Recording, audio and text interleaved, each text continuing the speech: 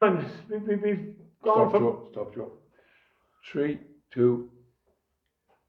So Eamon, the young Eamon has finished with the maestro that was Kieran Horn, and he was an icon, as you say, in the fashion business in this town, wasn't he? And you opened your shop, and I see this is the essential jeans wear. So jeans was your big thing at that time, was it? Yeah, this is the shop we just come from. Okay? Yeah. Just to give people an idea of the size of it, the scale of it. It was no bigger nearly than this land in there. But E for Eamon, J for Joseph. So an E for essential and J for jeanswear. So I had a brainwave one night in the bed, Joe. And so I said, why not call it EJ's? There was a shop called CJ's somewhere I seen somewhere in America. And I thought, heck it, I go for EJ's. So Eamon, every letter I got was Eamon J Cunningham. So EJ's and essential jeanswear. Started off basically trying to make a name for myself, selling jeans. And Eamon, was it, do you mind me asking, was that like you leasing the shop at that stage, or did you buy the building? Jimmy Mann and Lord Mercy on him, he was an electrician in town, he owned the property. Okay. It cost me €150 a week rent. I was 135 euros. It was a lot of money at the time, I'm sure, wasn't it? It was 94. It was keen, he was generous to you. It was kind of second division, as you can see, it's just at the bottom of the hill, but it wasn't on the main street. If I moved across the street, I would have paid twice or three times more. So I had that. A little bits of marketing here, that gives you a feel for what we used to do. That really gathers people's attention. And how many years were you in your first shop? I was only in that for about 3, then we moved across. So then you moved to essential jeans just there. That was Focus. You remember Focus Ladies? Yes. Vincent Kelly used to own that. That was Focus. So I was there. So all in all, from when I started to when I bought the bank was 7 years about. So that was there, and then it was the bank after. Yeah, after 4 years, we moved from there, and actually, we watched when we were in that property, Joe. I remember watching the planes going into Twin Towers. Twin Towers in America, Georgie, and little did I know. I'll never forget that experience I had, looking at that. The hairs, even talking about it now, the hairs. It was afternoon time, wasn't it? Because I remember we were standing. We had 4 TV. We had a fancy shop that we had done up. We had 4 TVs at the back. Sky News was on full time. Next thing, this breaking news come on, and just what unfolded then was actually unbelievable. But little did I know that those events would help me buy this property. So at least there's one nice story that came out of such a disaster. So there was one bit of positivity. Did it brought the price of the building down for you? The price it was for sale 2 or 3 weeks later for tender. And kind of just everyone got running scared, like thought world wars or whatever. And everything was talking World War. Bush was talking about his war against terrorism and all of that. And they had only just come out of, before that, wasn't they had gone into Iran, and there was all of that. And before that they were in Kuwait.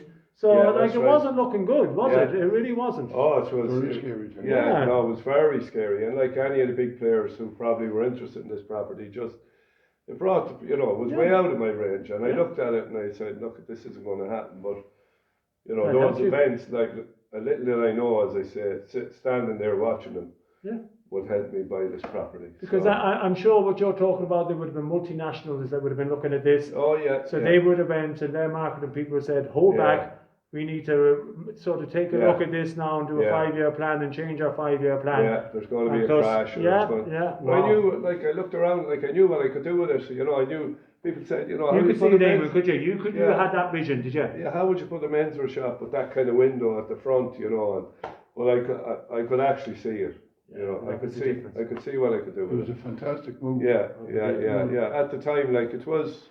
Yeah, scary. Unbelievable. Yeah, as I say, when I got it, I wanted it. When I was told it was bang then, that's why there was squeaky bum time. But it couldn't have been easy though, even though, for business. Was it tough for a while after? Because I'm just thinking it was that time then the downturn came. Yeah, no. And I'm sure that would have been hard on your type of business, was it? We had, it took me a year to open it, to develop it. So we opened it downstairs only because the bank were still renting up here.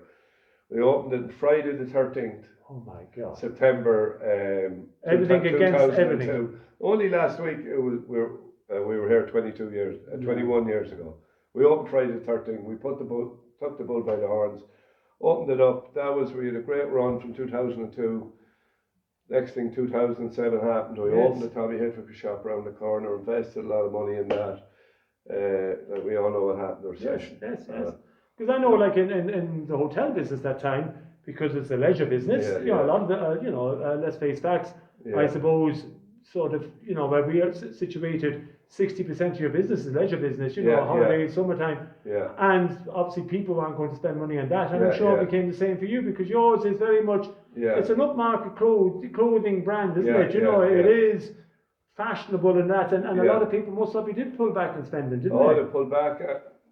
Like actually, to make matters worse, we had two unbelievably bad winters in 2009, 2010. That's right, yes. People weren't traveling from November to January. The We were weather just was chatting about that, weren't we? You're standing waiting in the shop for people to come in the door. It was actually a nightmare. We had borrowings up.